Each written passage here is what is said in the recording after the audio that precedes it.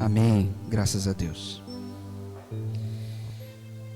Hoje a gente encerra a nossa série sobre Jonas. A gente encerra a nossa série sobre Jonas. A gente conversou sobre o último capítulo na semana passada. E hoje eu quero propor uma provocação para você. E essa provocação começa com uma enquete que eu mandei no seu WhatsApp. Tá bom? Eu mandei uma enquete para você aí. E ele vai aparecer aqui na tela. O que significa viver de acordo com o que Deus nos chamou? E essa provocação era... o que significa isso? Ter uma vida moralmente correta? Ser ativo na igreja? Ou usar meus dons para o reino e para a missão? O que você acha? Todo mundo votou na C? Meu Deus do céu, a gente está em meio que uma sintonia aí, hein? Né? Então, viver de acordo com o que Deus nos chamou, lembra de Jonas, Jonas foi chamado, significa então usar meus dons para o reino e para a missão. E quando eu não reconheço os meus dons? E quando eu não reconheço que eu tenho um dom, a comunidade vê que eu tenho um dom, mas eu não reconheço. O pastor fala que eu tenho o dom, mas eu sou braço curto e não quero fazer. Os irmãos da igreja reconhecem, falam, nossa, você é tão boa nisso, mas eu não quero fazer.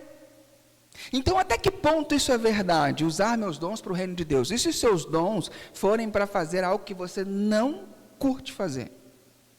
Mas pode isso? Mas Jonas não foi?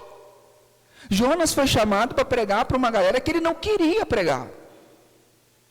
Ou então, se você for igual a Isaías, que ele é chamado para, você vai falar e eles não vão se converter. Você vai pregar e eles não vão ouvir. O chamado do cara era para fazer uma coisa que não daria resultado. E aí? Você entende realmente que... Deixa eu ver se alguém já quis mudar aqui a resposta na enquete. Ainda não. Você realmente entende que viver de acordo com o que Deus te chamou é usar os seus dons para o reino e para a missão? Então, eu quero propor uma reflexão, só que hoje a gente tem uma diferença. Eu vou propor uma reflexão e no final eu vou mandar uma outra enquete. Tá bom? No final tem uma outra enquete.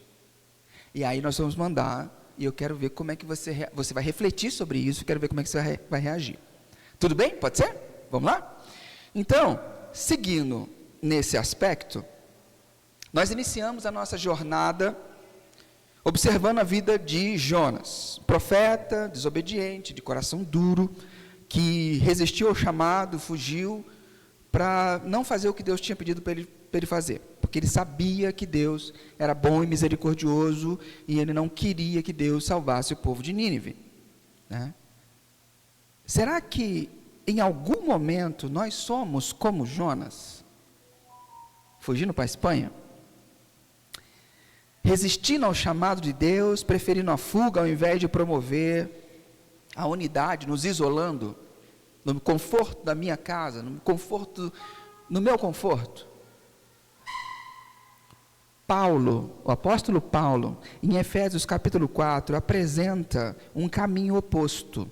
Ele apresenta para a gente um convite para a unidade e para a maturidade. E ele descreve como devemos nos conduzir no corpo de Cristo, destacando o quanto essa conduta contrasta com a postura de Jonas. Então nós vamos usar Paulo para a gente refletir sobre o contrário da postura de Jonas. E o título da mensagem de hoje é: não seja como Jonas. Como que Efésios nos convida à unidade e à maturidade. Não seja como Jonas. E a primeira coisa que eu gostaria de levantar para você, se você está com sua Bíblia aí e quiser abrir, você pode acompanhar, senão você pode se esforçar para tentar ler o que está escrito aqui. Infelizmente a gente está se adaptando, então não vai ser tão fácil assim por enquanto. A primeira coisa que eu queria ressaltar é um chamado à vocação e à unidade. O texto diz assim, Paulo, no capítulo 4 de Efésios, a partir do versículo 1, ele fala: por isso eu, que estou preso porque sirvo o Senhor Jesus Cristo, peço a vocês que vivam de uma maneira que esteja de acordo com o que Deus quis quando chamou vocês. Sejam sempre humildes, bem-educados, pacientes, suportando uns aos outros em amor. Façam tudo para conservar, por meio da paz que une vocês, a união que o Espírito dá. A primeira coisa que a gente tem que entender nesse texto aqui é que Paulo está escrevendo preso para uma igreja que ele ajudou a plantar, que ele ajudou a iniciar, e está escrevendo para essa galera. E essa igreja é uma igreja nascente, é uma igreja jovem, e que tinha muita gente que estava curiosa para saber como é que eu vivo isso, como é que isso vai se desenrolar. Porque a igreja também estava sempre cercada de pessoas com boas intenções, querendo dar umas conversadinhas e ensinar algo errado para a igreja. Então ele escreve essa igreja para lá, escreve essa carta para lá, para tentar ensinar as pessoas, e ele está preso. Então a única coisa que ele tinha para descrever, para poder educar ali, eram suas palavras escritas, ok? E ele, primeira coisa que ele fala é: vivam de acordo com a maneira que esteja de acordo com o que Deus quis quando chamou vocês. Em outra tradução, vivam de acordo com a vocação que vocês tiveram. E a primeira coisa que precisa desmistificar na nossa cabeça é que todos nós somos vocacionados. Todos nós somos vocacionados. A palavra vocação significa chamado. Então, quando a gente pega no âmbito da igreja, a gente entende que alguém aqui tem uma vocação, todo mundo aponta para mim. Agora o pastor Isaías está ali também. Todo mundo aponta para nós. Por quê? Porque ele é o pastor, ele tem a vocação. Eles são chamados. Quando na verdade Paulo está dizendo: todo mundo aqui é chamado, viu? Todo mundo tem um vocare, todo mundo foi chamado por Deus para desenvolver alguma coisa. Não é só o pastor que tem uma vocação. E a primeira coisa que precisa cair da tua cabeça: todo mundo tem uma vocação. A vocação, a palavra aqui é klesis, que é um chamado de Deus para que o cristão viva como filhos adotivos dele. Uma vida que reflete a nossa identidade em Cristo. Uma vida que reflita a Cristo, que nas nossas atitudes, trabalho, namoro, casamento, amizades, que as pessoas olhem e falam: cara, esse comportamento, facilmente eu veria Jesus fazendo. Facilmente eu consigo identificar Jesus fazendo. A pessoa pode não saber que você está refletindo Jesus, mas ela vai falar assim: eu estava conversando na aula dos jovens agora, a Rayane estava falando, a pessoa chegou para mim e falou assim: nossa, você é uma cristã legal. Você é uma cristã legal. E ela foi explicando, a pessoa não conseguia entender o que era. A pessoa se espantou quando, primeiro, teve uma outra pessoa que se espantou quando ela falou que ela é cristã. E aí o cara falou assim: você é cristã? Você é crente? Aí a amiga dela falou assim: você nunca reparou que ela nunca fala um palavrão, não fala mal de ninguém, não briga com os outros? Ele falou: é mesmo, rapaz? Não tinha percebido. Mas como é que você pode ser tão legal e ser crente assim? Ela estava refletindo Jesus, o cara não sabia o que era, mas ele estava vendo alguma coisa muito boa e positiva ali. Então nós somos chamados a ser esse reflexo da imagem de Jesus. Essa é a nossa vocação, é o chamado que Jonas resistiu. Percebe? É o chamado que Jonas resistiu, de ser a imagem de Deus para Nínive, mas ele não quis, ele queria que o povo morresse, todo mundo morre. E aí eu proponho uma reflexão: como você tem respondido ao chamado de Deus para viver de acordo com a sua vocação? Mas qual que é a minha vocação? Eu acabei de te dizer, a primeira vocação que você tem é para espelhar Jesus, viver como filho adotivo dele. Essa é a primeira vocação que a gente tem. E aí eu pergunto: sua vida tem promovido a unidade? Você tem aglutinado pessoas? Ou, como Jonas, você tem escolhido a desobediência? Você tem escolhido a discórdia? Você tem escolhido o isolamento? Você tem escolhido o braço curto? Você tem escolhido não se envolver? Você tem escolhido não me misturar? Não vou meter a mão nessa cumbuca. Como é que tem sido isso na sua vida? Paulo fala de algumas características importantes aqui. Ele fala sobre humildade, paciência e amor, que são qualidades fundamentais para quê? Para manter a unidade da igreja. Se eu chego aqui falando, está tudo errado, tem que mudar, se eu não respeito o trabalho de alguém que já foi feito, se eu chego semana que vem, que em nome de Jesus vai ter uma trinca braba aí para limpar esse espaço essa semana, mas aí eu chego semana que vem e falo, nossa, que limpeza. Você chega no alto da sua altivez sem respeitar, sem ser humilde. Teve alguém que veio na semana e veio aqui limpar, e você chega com a sua empáfia, entendeu? Então, para ter a unidade, para que a gente viva bem, humildade, paciência e amor. Só que ele fala algo que passa batido por nós. Ele fala que isso é necessário para construir a unidade, correto? Sim ou não? Fala, sim ou não? Não! Olha o que o texto está dizendo. Olha o que o texto diz. Eu vou apontar para você.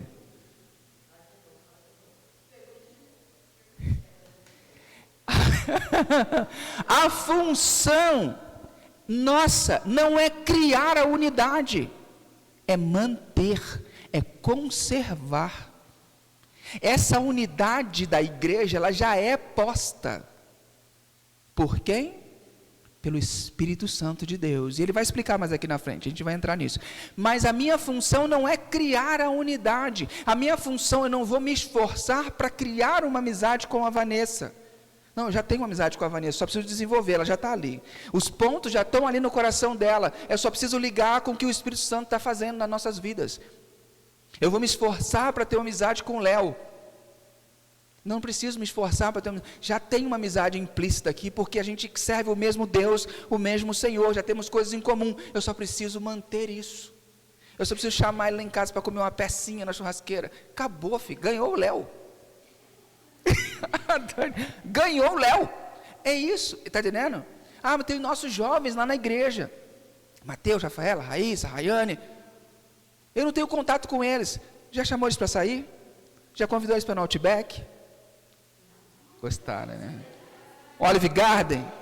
Já convidou eles para fazer alguma coisa junto? Então por que você... Pizza em casa. Por que você acha que você não tem... Está entendendo? Já está. Você precisa manter. Essa unidade já está acontecendo. A manter a unidade do Espírito. A unidade já foi estabelecida pelo Espírito Santo. O nosso papel é simplesmente manter essa unidade. Todo mundo aqui já tem coisas em comum. Coisas que você sabe, nosso Deus, o Espírito Santo, blá, blá, blá, blá, e coisas que você não sabe. Muitos aqui gostam de cozinhar. Quem gosta de cozinhar, levanta a mão aí. Bora. Bora. Quem não gosta de cozinhar, levanta a mão. Bora, nós cozinhamos, vocês comem, elogia a gente, que é coisa melhor que isso, velho. Gente que cozinha, gosta de fazer a comida e a pessoa elogiar. Não ganhou nós. Ganhou. Elogia. Não ficou bravo. Percebe? A gente já tem muita coisa em comum. Então a gente precisa só exercitar isso e tal. Então vamos lá. A humildade é o oposto do orgulho que vemos em Jonas, que julgava saber melhor do que Deus o que deveria ser feito a Nínive. Foi o que a Vanessa falou. Jonas entendia que ele sabia melhor o que precisava acontecer com Nínive do que o próprio Deus. Mas vamos caminhar. Então até agora a gente entendeu que a gente tem que manter a unidade, porque a gente tem que agir com humildade, paciência e amor, ser bem educados, certo? Para manter essa unidade. O que ele vai continuar dizendo para a gente? Ele continua dizendo que diversidade e dons presentes para a igreja. Olha que sacada que ele fala. Respira fundo aí agora, filha. Há um só corpo, um só Espírito, uma só esperança para a qual Deus chamou vocês. Há um só Senhor, uma só fé, um só batismo, e há somente um Deus, e Pai de todos, que é Senhor de todos, que age por meio de todos, e está em todos. Porém, cada um de nós recebeu um dom especial, de acordo com o que Cristo deu. A primeira coisa que eu quero ressaltar são 7 elementos unificadores aqui. Por que a gente já tem uma unidade implícita? Por que é só manter? Porque a gente faz parte do mesmo corpo, é um só Espírito, uma só esperança, um só Senhor, uma só fé, um só batismo e um só Deus, que é Pai de todos nós. Percebe? Por que a gente já tem essa unidade? Por causa disso tudo que está em nós, que é um só. E aí, já que a gente tem isso tudo, que é um só, e ele fala, ele repete todos, ou todos ali. Ele fala que Deus é Pai, é Senhor e age e está.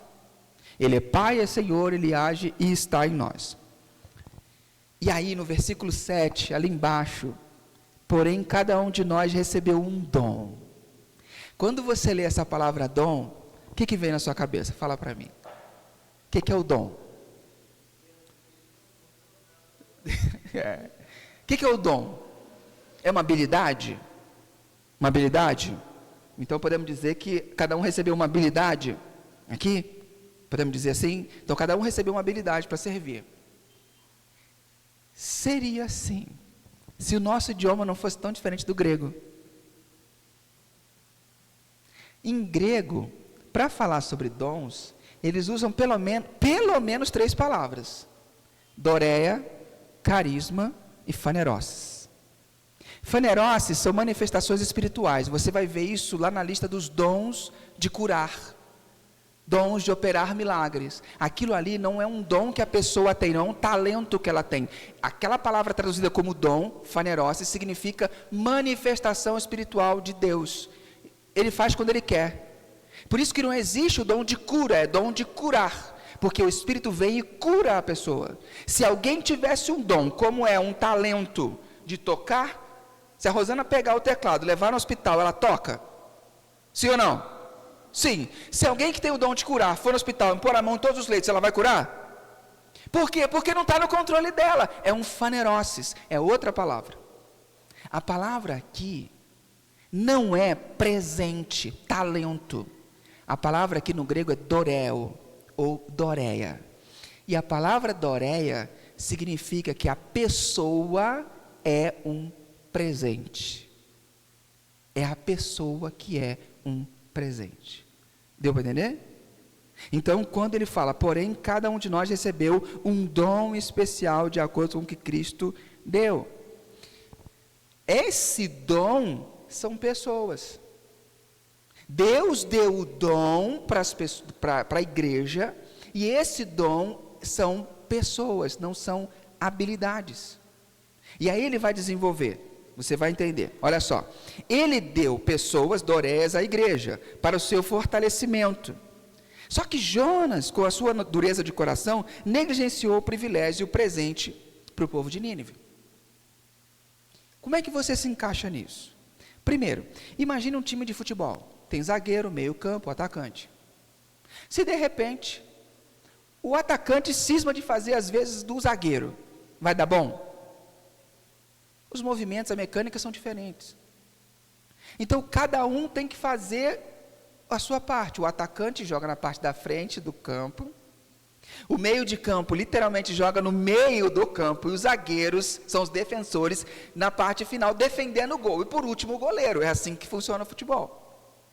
Agora, você imagina se todo mundo ali desrespeitasse a sua função e não quisesse fazer o que era para ser feito.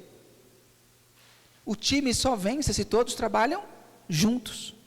Consegue perceber? O time só vence se todos trabalham juntos. Não importa se o atacante é mais habilidoso, se ele não tem alguém para passar a bola, ele não vai fazer o gol, ele não vai sair driblando todo mundo sozinho. Ele precisa de gente para tocar a bola, ele precisa de outras pessoas para tocar a bola. Assim funciona um time de futebol. Será que temos usado os dons que Deus nos deu, ou estamos resistindo como Jonas? Mas Deus, você não falou que o dom é pessoa? Calma que você vai chegar lá. Você vai entender. E aí, pergunta, você reconhece o papel que Deus lhe deu como um presente para o corpo de Cristo? Você acha que o que você veio fazer aqui, nessa família estendida, é simplesmente vir, participar do culto no domingo e ir embora e viver sua vida? Ou Deus te escolheu, te chamou, te trouxe para cá porque Ele ainda tem lenha para queimar na sua vida? Ou porque Deus quer fazer coisas na sua história a partir de você? Vai ficar mais claro quando a gente lê o versículo 11. Olha só. No versículo 11 ele diz: Ele quem deu dons às pessoas. Ele escolheu alguns para serem apóstolos, outros para profetas, outros para evangelistas e ainda outros para pastores e mestres. Quando ele fala que ele deu dons às pessoas, a palavra aqui é doreo. Então, que tipo de presente ele deu para a igreja? Apóstolos, profetas, pastores, evangelistas e mestres. Sabe o que isso significa?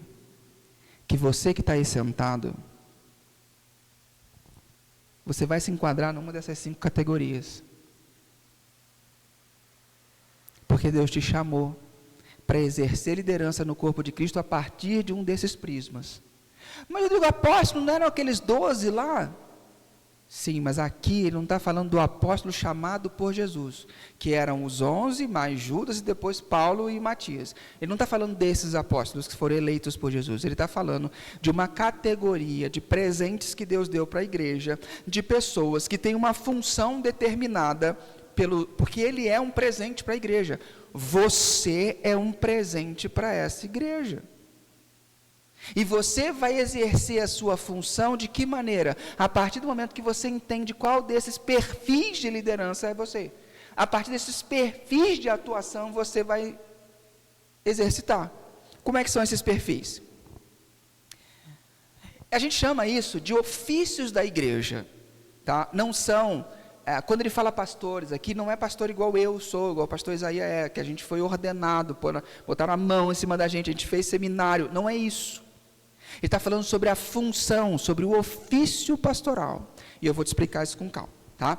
Então, a unidade da igreja não é uniformidade, não é todo mundo pensando e agindo da mesma forma, mas sim uma diversidade trabalhando em harmonia para o crescimento do corpo. Então, essas 5 características aqui são tipos de liderança e influência que todo cristão pode exercer em maior ou menor medida. Então, o que são os apóstolos? Os apóstolos são aquelas pessoas que se preocupam em expandir o reino de Deus, criando novas iniciativas missionais, expressões do evangelho. São pessoas que estão sempre pensando assim, cara, o que a gente pode fazer para a nossa igreja ser mais conhecida?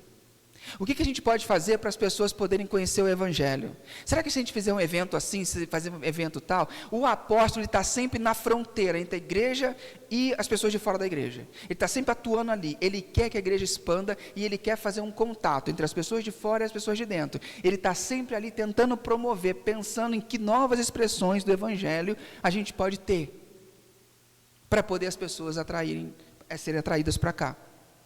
Você conhece alguém aqui na igreja desse jeito? Só faz assim, não precisa apontar não, sim ou não. Você conhece alguém? Você vai começar a identificar os perfis. O profeta ajuda a igreja a manter o seu foco em Deus, tem sensibilidade aguçada para ouvir a voz de Deus. Não é aquela pessoa que está sempre trazendo uma assim diz o Senhor, não é isso. Mas essa pessoa está sempre em oração, buscando o discernimento de Deus para saber para onde Deus está querendo mandar a igreja. Ela está sempre preocupada, essa pessoa está sempre preocupada em fazer uma reunião de oração. Essa igreja está orando pouco. Nós precisamos orar mais, precisamos reunir para orar. Nós precisamos descobrir o que Deus está querendo. Esse é o perfil do profeta. Ela sempre ajuda a igreja a manter o foco em Deus. Quando a gente começa numa reunião de liderança, a gente começa a falar, não, porque vamos fazer isso, vamos fazer aquilo, não, vamos fazer assim, porque a projeção vai ser essa, a projeção financeira. Aí o profeta levanta e fala assim, vocês já conversaram com Deus para saber se é a vontade dele? Vocês estão fazendo um monte de plano aí, mas e aí? Já dobraram o joelho? O profeta tem esse negócio, tirar a gente do sério. Sabe? O profeta tira a gente do sério, a gente está com um plano perfeito. Aí vem o profeta e fala assim,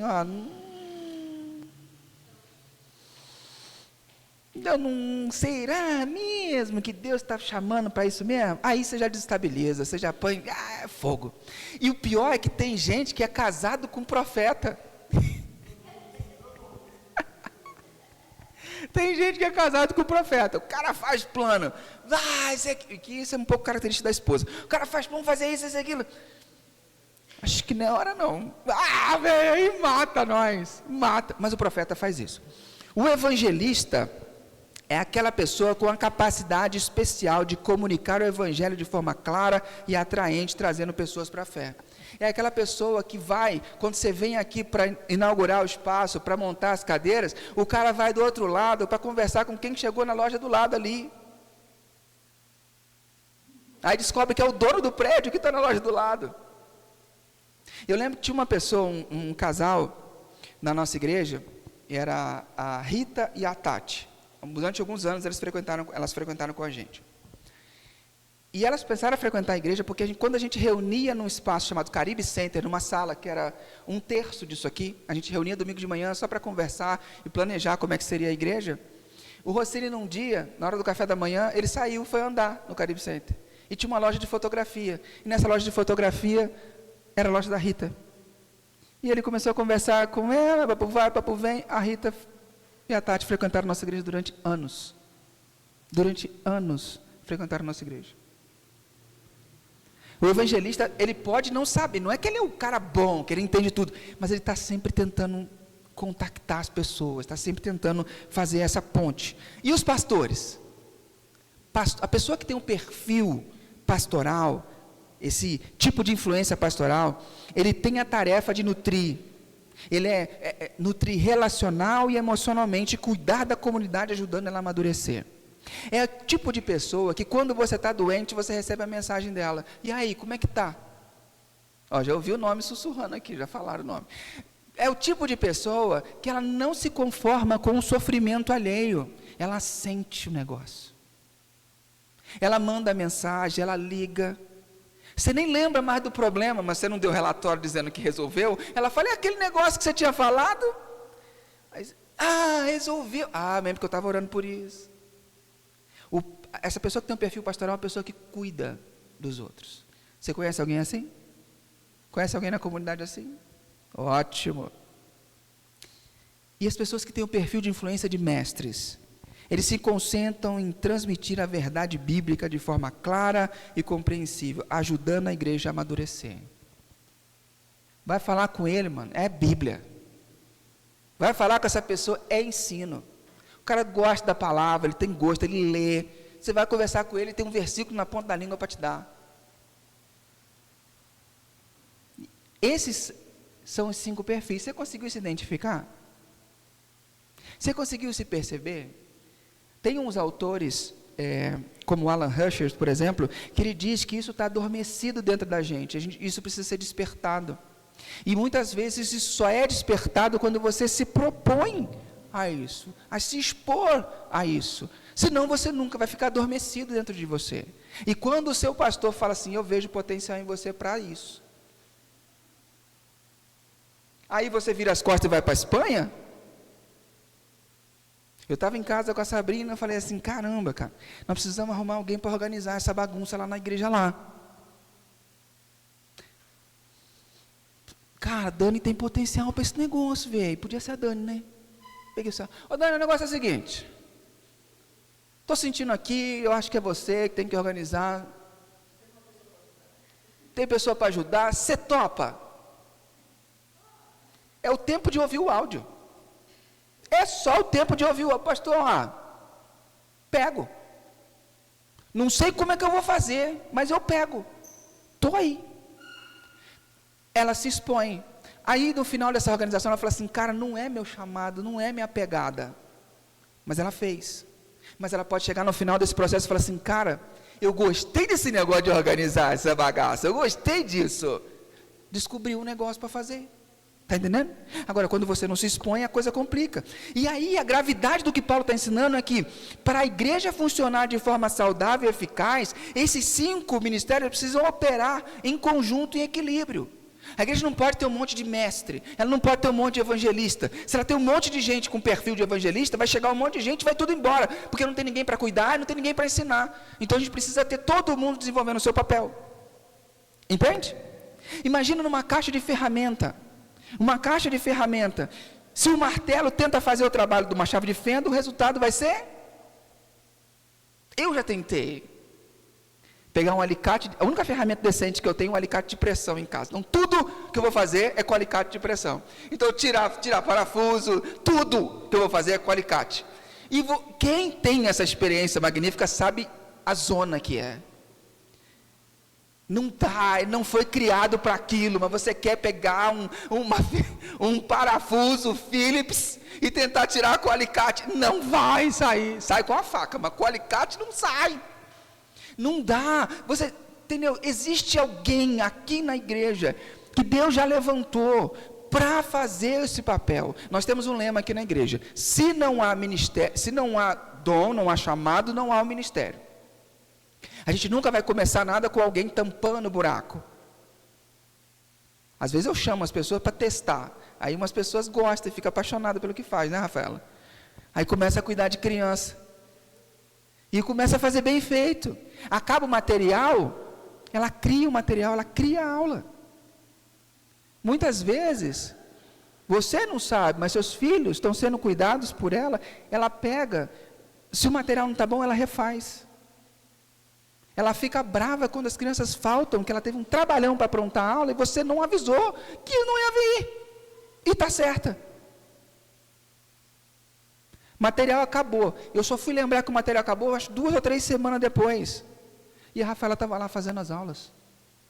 Desenvolvendo as aulas. E eu estou até agora para marcar uma reunião para a gente resolver o problema. E eles estão se virando. Mas começou como voluntária.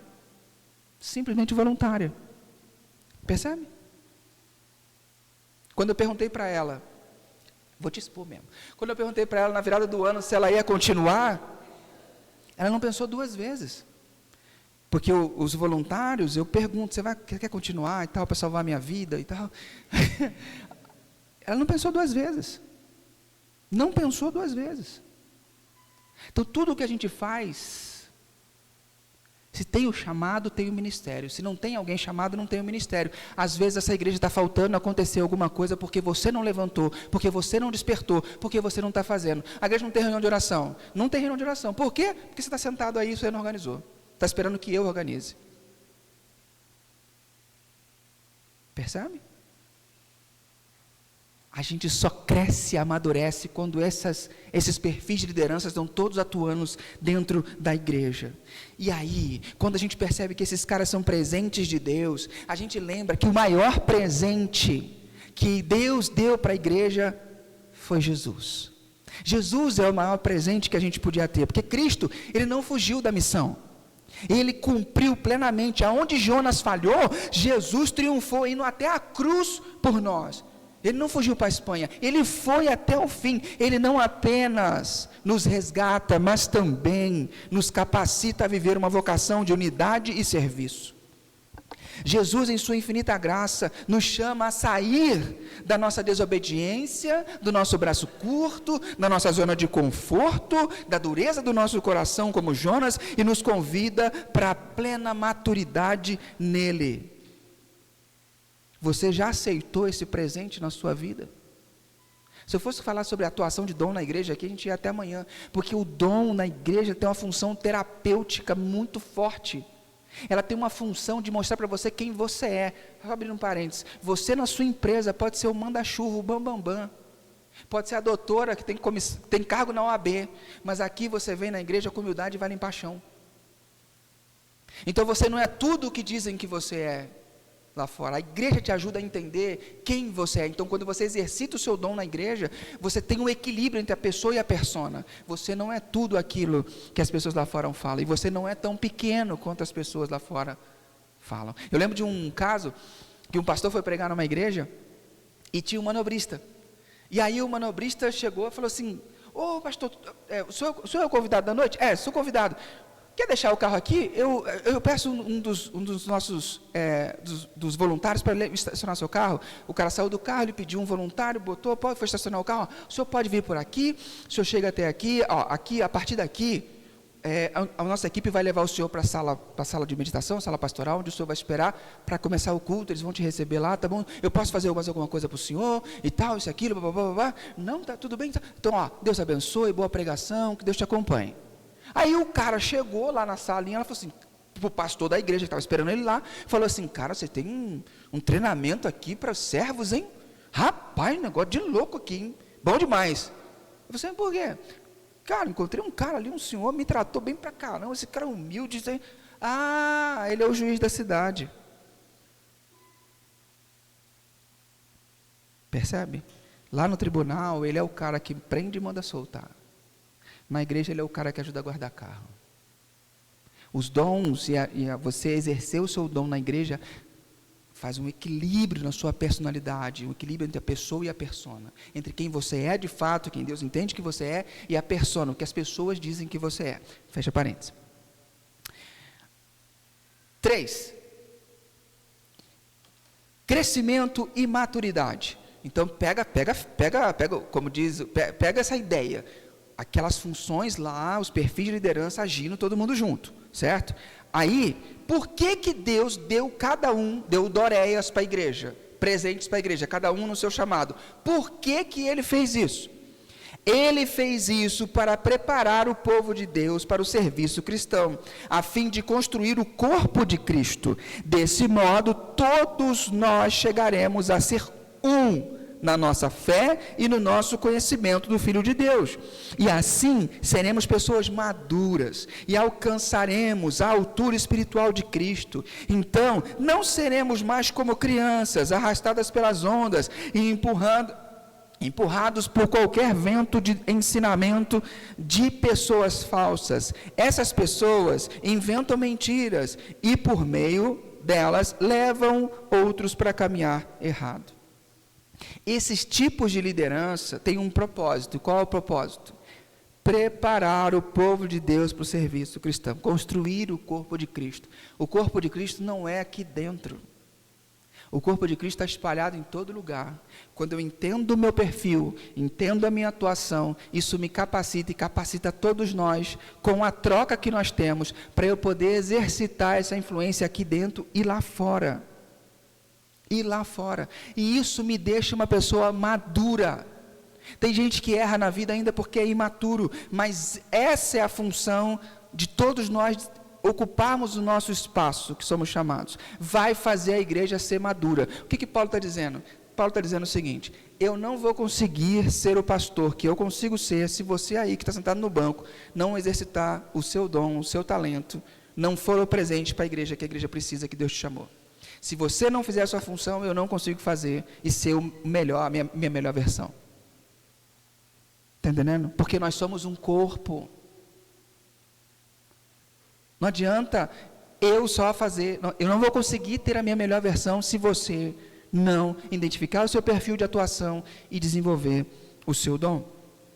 Jonas, ao contrário, se manteve imaturo, incapaz de ver além do seu preconceito contra os ninivitas. Queridos, quando a gente é sacudido na vida, o que cai da gente é igual a ilustração da laranja. É o que está dentro. Se você está com um balde muito cheio e alguém bate em você, esse balde vai cair para fora o quê? Não vai cair vinho, vai cair água. Jonas foi sacudido pela vida, pelos eventos da vida. O que transbordou de dentro dele? Raiva, amargura e rancor. Quando você for sacudido pelos eventos da vida, o que vai sair de dentro de você? É o que você tem dentro.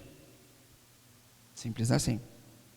Em que áreas da sua vida você precisa crescer em maturidade espiritual? Essa é a minha pergunta. Deixei várias perguntas para vocês hoje aqui. E por último, já vai aprontando a enquetezinha lá. Já foi feita? Já falta enviar? Então tá bom. E por último, resultado, um corpo bem ajustado. Olha o que Paulo fala. Pelo contrário, falando a verdade com espírito de amor, cresçamos em tudo até que alcancemos a altura espiritual de Cristo, que é o cabeça. É Ele que faz com que o corpo todo fique bem ajustado. E todas as partes fiquem ligadas entre si por meio da união de todas elas. E assim, cada parte funciona bem. E o corpo todo cresce e se desenvolve por meio do amor. Paulo conclui seu pensamento com a imagem de um corpo bem ajustado, onde cada parte funciona em harmonia e cresce em amor. Deixa eu te fazer uma pergunta. Você lembrou do seu dedinho mindinho hoje? Óbvio que não. Agora, dá uma topada no canto da mesa, para você ver se você não vai lembrar uma semana dele. Quando está com dor, a gente lembra. Você não precisou acordar e pensar em respirar. Você respirou, certo? É um movimento automático. Quando essas realidades se tornam automáticas na nossa vida, elas não se tornam pesadas. Você fica cansado de respirar? Não, você fica cansado de fazer outra coisa. Mas de respirar não é automático. Exercer o seu papel, sua função na igreja, não é pesado, porque foi aquilo que você foi chamado. Aquilo se encaixa em você de uma tal maneira que te completa. Você se encontra, você se vê como parte de um corpo, de algo maior. Você faz parte de algo bem maior. E aí a gente precisa pensar, eu estou contribuindo para o crescimento do corpo de Cristo, ou como Jonas eu estou impedindo o seu desenvolvimento? Percebe a implicação? Se eu não exercito o meu papel, o meu perfil, eu estou atrofiando o corpo. Eu estou atrofiando o corpo. Por quê? Porque você é um presente. Você é um presente para essa igreja. Não seja como Jonas, seja presente. Você é um presente. Viva como um presente. Você é amado, você é amada. Jesus foi à cruz e morreu por você. Você é um presente. Aqui você tem acolhimento. Aqui você se sente em casa. Você está em casa com seus defeitos, com as suas qualidades. Você vai receber ajuda. As pessoas vão ser misericordiosas com você. Nós somos maus de vez em quando, mas a gente tenta melhorar a cada dia. Se a gente errou com você, a gente vai tentar consertar. É assim que o corpo vai se ajustando e crescendo. Qual que é o seu papel hoje no corpo de Cristo? Você está desempenhando esse papel com fidelidade? Para encerrar, diferente de Jonas, somos chamados a viver de maneira digna da nossa vocação, como estava no versículo 1. Promovendo a unidade, como estava no versículo 3. Reconhecendo os dons que Cristo nos deu à igreja, do versículo 7 ao versículo 11. E crescendo em maturidade, que está no versículo 13. Ao seguir essas orientações, evitamos o erro de Jonas. E permitimos que o corpo de Cristo cresça de maneira saudável. Você entende que o seu crescimento, o seu desenvolvimento está intrinsecamente atrelado ao nosso desenvolvimento como corpo? Se você não faz, eu não sou. Essa é a implicação. Se você não é, eu não sou. Eu não consigo ser tudo o que Deus imaginou e projetou para mim, se você ainda continuar não sendo. Se você não largar a preguiça, se você não parar de operar segundo as maneiras antigas, no braço curto, ou tentando encontrar os atalhos, se você não se envolver, quem está do seu lado não vai viver a melhor versão dele, se você não, como corpo, não viver a sua melhor versão. Você percebe? Está entendendo a gravidade? Eu dependo de você para ser minha melhor versão. Você depende de mim para ser sua melhor versão. Nós dependemos uns dos outros para sermos a nossa melhor versão, para nos tornarmos mais parecidos com Jesus. Porque até que alcancemos a plenitude, até que a gente se torne mais parecido com Jesus, isso não para, é uma trajetória crescente, a gente vai se tornando cada dia mais parecido com Jesus. E eu encerro, eu gosto de pensar na história de Jesus com os leprosos. 10 leprosos, que eram 10, que foram falar com Jesus pedindo cura. E aí, eles foram para o caminho e só, acho que 1 ou 2, eu não lembro de cabeça, mas 1 ou 2 voltou. Um voltou para agradecer. E eu fico imaginando essa trilha deles. Os caras eram leprosos, eles não tinham espelho. Eles estavam indo para o templo, para se purificar. E um olhava para o outro e falava assim: cara, tua orelha voltou para o lugar. E o outro voltou: você está com o nariz. Cara, cadê aquela sua ferida no braço? Sarou. Cara, eu estou conseguindo ver teu rosto. Porque um era o espelho do outro. Como é que eles sabiam que eles estavam sendo curados? Um era espelho do outro. Até que um falou: opa, deixa eu voltar lá e agradecer. E esse um voltou para agradecer. Os outros ficaram mais preocupados que a pele estava sedosa. Mas esse um voltou porque aquele cara transformou a vida dele. Para aquele cara, o templo podia ficar em segundo lugar, voltar para a sociedade, ficava no segundo lugar. Eu preciso voltar para falar com ele, porque, cara, ele não tem ideia do que ele fez na minha vida. E às vezes nós somos assim, como esses leprosos. A gente ora pela sua vida financeira, você tem um melhor emprego, você tem aumento, as coisas ficam de boa, isso e aquilo. Mas seu coração está muito voltado só para as coisas do dia a dia. Você esquece de voltar e falar, cara, você é demais. Voltar para Jesus. A gente, como a Vanessa falou, a gente olha para a nossa trajetória e sempre vê o que está faltando. A gente esquece de olhar e falar assim, cara, olha quem eu era e olha quem eu sou. Cara, uns tempos atrás eu não reagiria assim não. Mas agora, cara, estou bolado com o que eu fiz. E aí eu vou para Jesus e falo, Jesus, estou ficando curado dessa lepra. Tu está fazendo. Percebe? E aí eu quero colocar, imagine um edifício sendo construído, onde cada tijolo vai sendo colocado no seu lugar. Cada tijolo é importante.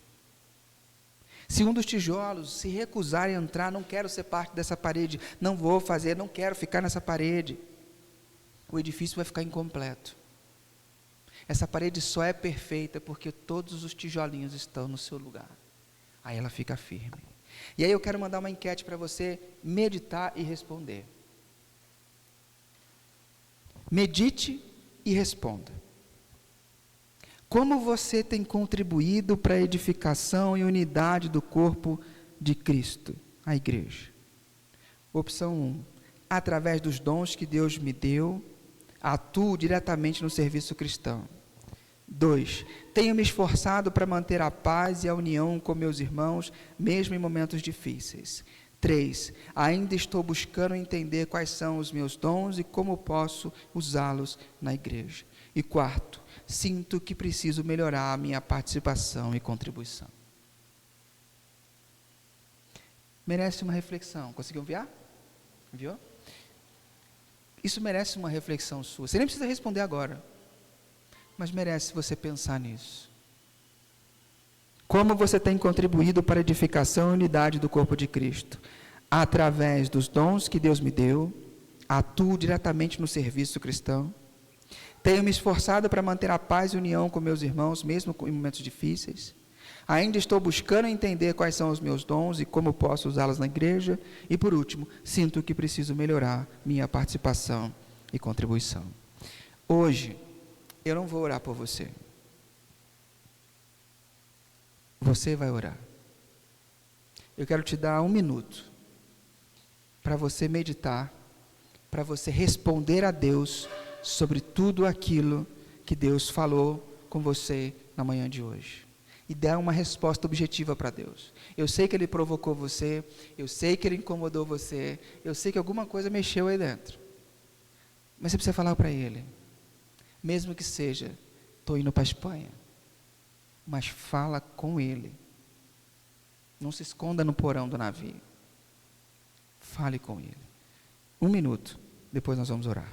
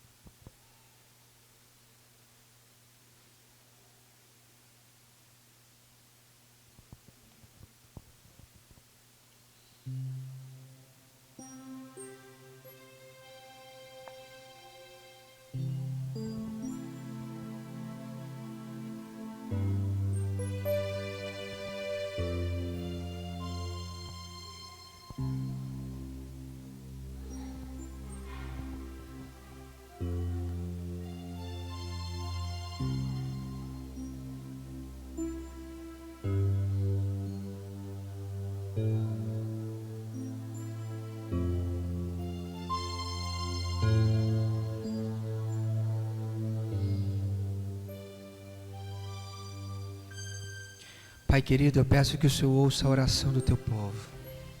O teu Espírito Santo nos suscitou questionamentos e eu peço que esses questionamentos sejam respondidos pelo Senhor. Ouve a oração e ajuda-nos, direciona para que a gente possa dar respostas positivas, nos entender no meio dessa grande confusão que é a nossa vida, nos entender como filhos amados do Senhor, entender o nosso chamado e como que a gente pode desenvolver isso, e principalmente, Deus, não ser encontrado como Jonas, indo para longe do teu chamado e irritados com a tua bondade, graça e misericórdia. Atua em nosso coração e ajuda a gente a se encontrar na tua igreja, no teu corpo, para que todos nós possamos crescer juntos e nos tornar mais parecidos com o Senhor. Amém. Graças a Deus. Eu quero convidar você a ficar de pé nesse momento para a gente encerrar nossa celebração. Num gesto apenas simbólico, estenda suas mãos como quem não tem nada para dar, mas muito a receber. E ao final da bênção, num gesto simbólico, traga suas mãos ao teu coração e internalizando tudo aquilo que Deus falou com você nessa manhã. Querida igreja reunida aqui e virtualmente, que o Eterno abençoe e guarde você, que o Eterno sorria para você e presenteie você, que o Eterno olhe para você bem nos olhos e te faça prosperar. Que a graça do nosso Senhor Jesus, que foi até o fim na cruz, seja contigo. Que o amor de Deus, o Pai, que é misericordioso, alcance o teu coração. Que a consolação, a força e o poder do Espírito Santo esteja com você para transformar o teu coração e fazer você mudar de rota. Em nome de Jesus. Amém. Querido, que você tenha uma ótima semana. Antes de sair, cumprimente quem está perto de você, deseja ele uma ótima semana e lembre-se sempre, sozinho você pode até mais rápido, mas acompanhados vamos bem mais longe. Deus te abençoe.